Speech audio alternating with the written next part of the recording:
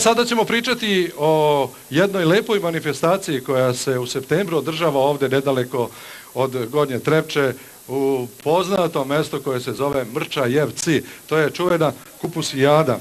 Ali jedan od takmičara na kupusijadi je i kuvar ovde iz Atomske banje, Darko Marić. Darko, kako si prolazio na kupusijadi?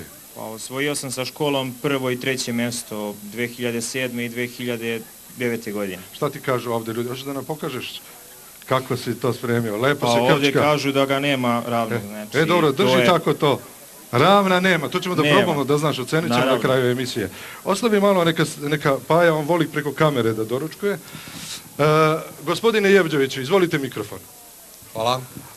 Pokretač ste ove divne manifestacije, 11. jubilarna je ove godine. Bravo. 11. kažu da ako manifestacija preživi prve 3 godine, dobro je. Ako preživi 7 godina, dobro je. Ako preživi 10 godina, onda doziva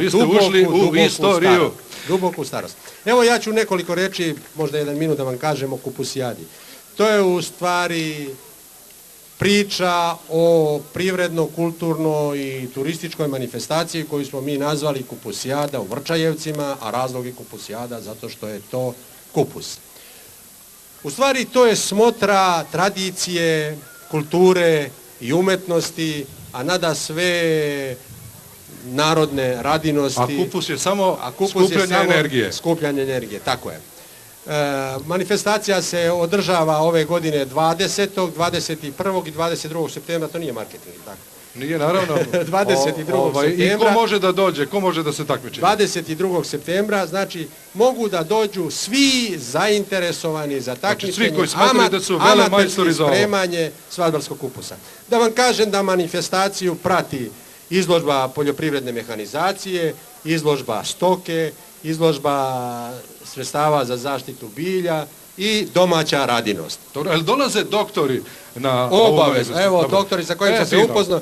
Samo da kažem da manifestaciju prati kulturno-umetnički program. Negde oko 1000 izvođača programa u 2 dana, odnosno 3 dana prodefiluje kroz manifestaciju.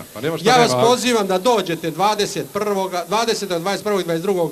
u Mrčajevce, da se družimo 3 dana. Septembra, tako je. A vaš domaćin na toj manifestaciji bit će ministar Veljo Ilić. On ne jede kupus, on jede meso iz kupusa. On jede meso iz kupusa, ali on će vas tada zabavljati i njemu se za sve možete obratiti.